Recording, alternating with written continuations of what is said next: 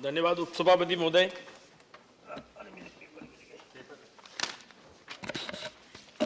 मैं appropriation bill के अनुदान मांगों के संबंध में चर्चा करने के लिए उपस्थित हुआ हूं। मैं ऐसे समय में जब हम अनुदान मांगों पर चर्चा कर रहे हैं, तब पूरी दुनिया के विकासशील देश और विकसित देशों की, दोनों तरह के देशों की आर्थिक स्थिति टर्मोइल में है, कठिनाई में है। ऐसे समय में भारत की आर्थिक स्थिति कैसी है? माननीय प्रधानमंत्री श्री नरेंद्र मोदी जी के नेतृत्व में और कुशल और योग्य वित्त मंत्री के कुशल संचालन में भारत इस समय के कठिन परिस्थितियों में भी अपनी उभरती अर्थव्यवस्थाओं में मजबूत वृद्धि, निजी क्षेत्र पर कम कर्ज, उच्च विदेशी मुद्रा भंडार के साथ बेहतर स्थिति में है। ऐसे में हमें और अधिक प्रयास करने की जरूरत है ताकि विकास की गति को और तेज किया जा सके। महोदय, आज भारत विश्व का नेतृत्व तेजी से कर रहा है और नेतृत्व का आभास हमको होता है कि अभी भारत को G20 देश के अध्यक्ष का पद भी मिला है और G20 की जो समिट हिंदुस्तान में होने वाली है, उसमें हम किस प्रकार का भारत दुनिया को दिखाना चाहते हैं और किस प्रकार से भारत के 200 मीटिंग्स 56 शहरों में इस प्रकार के G20 की रचना भारत सरकार ने की है, जिससे दुनिया भारत को देखकर समझे और हम भी दुनिया को समझें। इसमें मैं चाहता हूं कि कम से कम इस बात पर हमारे अपोजिशन बेंच के लोग भी भारत की एकता और सुदृढ़ता के लिए एक साथ खड़े होकर, भारत के साथ खड़े होकर G20 को कैसे सक्सेसफुल बनाया जाए और ग्लोरियस बनाया जाए, इसको करने के लिए हम खड़ेंगे। धन्यवाद महोदय। हमने उन सरकारों को भी देखा है जब कहा जाता था कि केंद्र से 1 रुपया चलता है, नीचे 15 पैसा पहुंचता है, मतलब 85 पैसा कहां चला जाता है, किन अफसरों पर, किन नेताओं पर, किन व्यवस्थाओं पर जाता था, यह हम सब ने देखा है। कहने को छोटा लगता होगा, जब लाल किले के प्राचीर से देश के प्रधानमंत्री माननीय नरेंद्र मोदी जी ने घोषणा की थी कि देश में जनधन कानून लाए जाएं, तो बड़े बड़े लोगों ने बहुत मजाक बनाने की कोशिश करी थी। और जब 15 अगस्त से लेकर 26 जनवरी के बीच में करीब करीब 30 करोड़ जनधन के खाते खुल गए और वो खाते गरीबों के खाते थे, आज वो 46 करोड़ है। वो गरीबों के खाते, जो इतना बड़ा फाइनेंशियल इंक्लूजन दुनिया की हिस्ट्री में सारे दुनिया के अर्थशास्त्री चकित थे कि ऐसा इतना बड़ा फाइनेंशियल इंक्लूजन इतने कम समय में भारत ने करके दिखाया, मोदी जी के नेतृत्व में हुआ। इस बात की कम से कम तारीफ करनी चाहिए। बात पहले जो हंसते थे, वो आज इस दुनिया के सारे दुनिया के लोग इसको आज बहुत बड़ा एक टूल मानते हैं। और कैसे मानते हैं? ये दूरदर्शिता है। प्रधानमंत्री ने जब जनधन कानून लाए, उसी के साथ साथ आधार को मजबूत किया, आधार लिंक सब व्यवस्थाएं की और मोबाइल को जोड़ा, तो जेम के माध्यम से आज डीबीटी, जिसके लिए जो सब आज डीबीटी, जिसके लिए द इकोनॉमिस्ट ने भी भारत की तारीफ करी है कि डीबीटी के माध्यम से जिस प्रकार हमारे गरीबों को डायरेक्ट बेनिफिट ट्रांसफर होता है, उसमें 2,22,000 करोड़ रुपए जो छाजन में चले जाते थे, वो देश के विकास में लग रहे हैं, गरीबों के कल्याण में लग रहे हैं। ये दूरदर्शिता है। इस प्रकार से देश चलाया जाता है, इस प्रकार से व्यवस्थाएं चलाई जाती हैं, यह समझने की जरूरत है। महोदय, देश में जब देश के प्रधानमंत्री माननीय नरेंद्र मोदी जी ने देश को अन्य तमाम प्रकार की व्यवस्थाएं दी थी, सेंट्रल हॉल में जब वो प्रधानमंत्री के दावेदार चुनकर आए थे, उन्होंने शपथ नहीं ली थी, तो उन्होंने सबसे पहले कहा था कि मेरी सरकार देश के शोषित, पीड़ित, वंचित, गरीब, किसान, महिला, बेरोजगार, इनको समर्पित सरकार होगी। और यही गरीब कल्याण है और यही अंत्योदय है, यही वैचारिक अधिष्ठान है। यही अपनी विचारधारा पर चलते हुए हमने अंत्योदय की चीज को पूरा करने का काम किया। गरीबी हटाने के नाम पर बहुत सरकारें आई, वोट लिए, सरकार बनाई, लेकिन गरीबी नहीं हटाई, क्योंकि योजना ही नहीं लाए थे। नरेंद्र मोदी जी अकेले ऐसे प्रधानमंत्री हैं, 5 साल के कार्यकाल में उन्होंने योजनाएं लाई, योजनाओं का क्रियान्वयन किया, उनकी मॉनिटरिंग की और उनके परिणाम भी देश के गरीबों ने देखे और उनके आशीर्वाद से फिर से 305 सीट लेकर गरीबों के आशीर्वाद से दोबारा सत्तासीन हुए। ये इस प्रकार से देश चलाया जाता है, ये वैचारिक अधिष्ठान को पूरा किया जाता है। माननीय उपसभापति महोदय, वित्त मंत्री जी ने अपना एप्रोप्रिएशन बिल रखते समय 3,25,756 करोड़ की अतिरिक्त धन की बात कही है, क्योंकि जो बजट में एस्टीमेट था वो देश के कल्याण में खर्च हुआ है। यह हर्ष के विषय है कि खर्च हुआ है। 2008-9 में जो लोग ये कहते हैं कि मिसमैनेजमेंट है, बहुत सारे उधर के लोगों ने कहा 2008-9 में ये 2 बार सप्लीमेंट्री लाए थे और 20% पे लाए थे। तब की बात याद करें, ये किस प्रकार किस मुंह से कहते हैं कि हम बजट में सप्लीमेंट्री डिमांड्स क्यों लाते हैं। अरे हमने देश के लिए, गरीबों के लिए कल्याण का काम किया है। रूस और यूक्रेन के युद्ध के साथ जिस प्रकार वातावरण सारी दुनिया का बना है, हमने उससे डील करने का काम किया है। देश के गरीबों को कल्याण किस प्रकार से हो, इसकी चिंता की है। 1,09,000 करोड़ रुपया फर्टिलाइजर सब्सिडी पर जा रहा है, 1,09,000 करोड़ रुपया, और खाली यूरिया पर 80,000 करोड़ से ज्यादा रुपया गया है।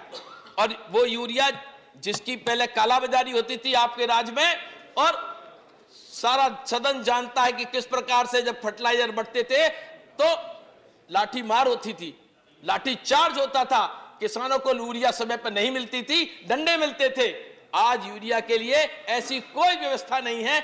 प्रधानमंत्री ने पूरी यूरिया नीम कोटेड की, उसके साथ साथ 266 रुपए पर जो 4,000 रुपए की यूरिया मिलती है, वो 266 पर आज भी सरकार किसानों को देने का काम कर रही है। ऐसे ही डीएपी 1350 में दिया जा रहा है, जो कि 3700 रुपए में मिलता है। इस प्रकार देश के किसान पर बोझ न पड़े। देश के प्रधानमंत्री ने कहा कि कितनी भी कीमतें बढ़ जाएं, लेकिन इसका बोझ देश के किसानों पर नहीं आने दिया जाएगा। देश के किसान की आमदनी कम नहीं होने दिया जाएगी, बढ़ाई जाएगी। और ये काम करने का काम किया, इसके लिए लाए हैं डिमांड्स ऑफ ग्रांट्स, ये सप्लीमेंट्री डिमांड्स। साथ साथ देश में महामारी आई तो कोविड का किस प्रकार का मैनेजमेंट हुआ। मैं पेशे से डॉक्टर हूं जी, मैंने देखा है भारत में किस प्रकार के संसाधन थे। हम भारत में स्वास्थ्य की दृष्टि से दुनिया के समक्ष कहां नीचे पायदान पर खड़े थे, 100 से नीचे थे। और हमने देश के प्रधानमंत्री माननीय मोदी जी के नेतृत्व में जिस प्रकार का संचालन किया, तो देश दुनिया की सभी रेटिंग एजेंसीज ने, चाहे वो स्वास्थ्य की हो, चाहे वो अर्थव्यवस्था की हो, मोदी जी के संचालन की तारीफ की है और भूरी भूरी प्रशंसा की है। कम से कम उसमें तो साथ देते।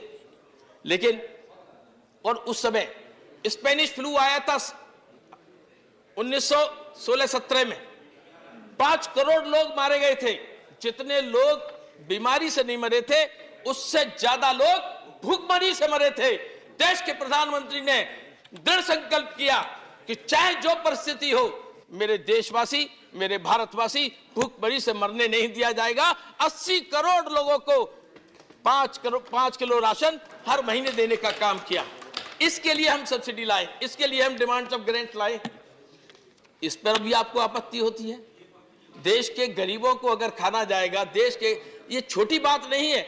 अगर दुनिया के ही नहीं, भारत के भी तमाम लोग इस प्रकार के थे जो ये सोच रहे थे कि अब भारत का मैनेजमेंट कैसे होगा, भारत किस तरह से कोविड से निपटेगा, लाखों करोड़ों लोग मारे जाएंगे। बहुत लोगों ने इधर उधर से चर्चाएं भी की, स्टेटमेंट भी दिए कि करोड़ों लोग मरने वाले हैं, करोड़ों लोग मरने वाले हैं। लेकिन देश के प्रधानमंत्री ने देश के लोगों को, 80 करोड़ लोगों को खाना देने का काम किया, कोई भूखा ना सोने पाए। और साथ साथ one nation one ration card की व्यवस्था की कि कहीं पे भी हो आप तो वहां से राशन मिल सकता है, जिससे कि देश का गरीब आदमी भूखमरी में ना जाए, देश का गरीब आदमी परेशानी में ना हो। इस बात की व्यवस्था देश के प्रधानमंत्री ने की। इसके लिए ये सप्लीमेंट्री डिमांड्स है, इसका आप विरोध करते हैं, इसको आप इस पर सवाल खड़ा करते हैं, जबकि आपने 20% के 2 सप्लीमेंट्री गिलान 8 और 9 में लाई थी। महोदय, तीसरी बड़ी बात, जो खर्चा जा रहा है वो पेट्रोलियम एंड गैस डिपार्टमेंट को जा रहा है, जिसमें उज्ज्वला योजना है। हर गरीब को 9 करोड़ से ज्यादा 9.5 करोड़ उज्ज्वला के खाते हैं जी, एलपीजी के कनेक्शन से, उनको हर एक को 200 रुपया पर सिलेंडर दिया जाता है, ये सब्सिडी दी जाती है। उन पर 8,000 रुपया करोड़ रुपया खर्च होना है। ये देश के गरीबों के काम आना है, ये कॉरपोरेट्स के काम नहीं आना है, ये देश के गरीबों के काम आना है। इसको काम देने का काम देश के वित्त मंत्री ने अनुदान मांगों के माध्यम से आपके सामने लाए हैं। इसको सपोर्ट करना चाहिए। ये विकास का काम है, ये कल्याण का काम है। अगला, रेलवे पर देश की वित्त मंत्री ने 12,000 करोड़ रुपया प्रावधान किया है रेलवे के लिए। रेलवे की व्यवस्था कैसी होती थी? अंग्रेजों के जमाने में रेट ऑफ रिटर्न पर रेलवे चलती थी और वही पॉलिसी चालू हुई। देश के प्रधानमंत्री माननीय नरेंद्र मोदी जी ने रेल की ये पॉलिसी खत्म की कि रेल देश के कल्याण के लिए, देश के गरीबों के लिए है। रेट ऑफ रिटर्न आरआर से नहीं चलेगी, देश की आवश्यकताओं के अनुसार चलेगी, आम जनता की आवश्यकता के अनुसार चलेगी। इसलिए वित्त मंत्री ने 12,000 करोड़ रेलवे के इंफ्रास्ट्रक्चर और कैपिटल एक्सपेंडिचर के लिए रखा और उसके ऊपर भी 10,000 करोड़ का और प्रावधान है। इस प्रकार रेल सामान्य व्यक्ति के काम में आने वाली जो जरूरत है उसको बढ़ाने का काम देश के प्रधानमंत्री ने, देश की वित्त मंत्री ने इस अनुदान मांगों के जरिए हमारे सामने रखा है। जो धन उपलब्ध कराने की बात है, बहुत बातें यहां पर इन्फ्लेशन की कही गई हैं और आज दुनिया की रेटिंग एजेंसीज में भारत की स्थिति क्या है। द इकोनॉमिस्ट कहता है कि भारत की जो अर्थव्यवस्था है, because of DBT, because of digital, Bharat की अर्थव्यवस्था इस समय दुनिया के सब झंझावातों को झेलने की सामर्थ्य रखती है, एक्सटर्नल और स्पिल ओवर को झेलने की हिम्मत रखती है, सामर्थ्य रखती है। इस प्रकार की अर्थव्यवस्था भारत की है। भारत सही मायने में एक ब्राइट स्पॉट है इस समय अर्थव्यवस्था की दृष्टि से, दुनिया के पर्सपेक्टिव में। ये मेरी और आपकी रेटिंग नहीं है जी, ये दुनिया के इकोनॉमिस्ट, दुनिया के अखबार इस बात को कह रहे। फाइनेंशियल टाइम्स कहता है कि भारत साउथ एशिया में लेंडर का काम करने वाला है। जो चाइना करता था, चाइना तो डिपेंडेंसी करता है, जिसको पैसा देता है उसको गोड़ लेता है, जिसका पोर्ट बनाता है पोर्ट ले लेता है, जमीन घेर लेता है। भारत ने अगर श्रीलंका की मदद की है, नेपाल की मदद की है, बांग्लादेश की मदद की है, मालदीव की मदद की है, तो सहयोग और सहअस्तित्व के साथ की है। साउथ एशिया में भारत की इकोनॉमी रोबस्ट है, इसीलिए भारत लेंडर का काम कर रहा है। इंटरनेशनल मॉनेटरी फंड की जो एमडी है क्रिस्टेलिया जियोर्जीवा, इनका कहना है भारत इस अंधेरे छितिर पर चमकता सितारा है। माननीय डॉक्टर अनिल जैन जी, बस मैं 1 मिनट में मैं एक बात, ये सब बात रख के, जो चिदम्बरम साहब ने कहा था कि फिस्कल डेफिसिट 73 बिलियन डॉलर का है। चिदम्बरम साहब को ध्यान होगा कि जब अटल जी की सरकार गई थी तो चाइना के साथ फिस्कल डेफिसिट 1.49 का था, 1.49 बिलियन का। सुन लीजिए, आप सुन लीजिए।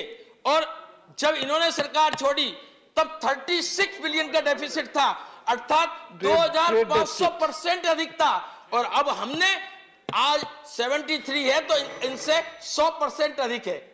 इन्होंने 2500% अधिक किया और हमने केवल 100% पर रोका है, 100% पर रोका है। ये फिस्कल डेफिसिट है। इन्फ्लेशन की बात करेंगे तो इन्फ्लेशन की आखिरी बात करके मैं दूसरे स्पीकर को बुलाऊंगा। इन्फ्लेशन की आखिरी बात करके मैं अपनी बात समाप्त करता हूं।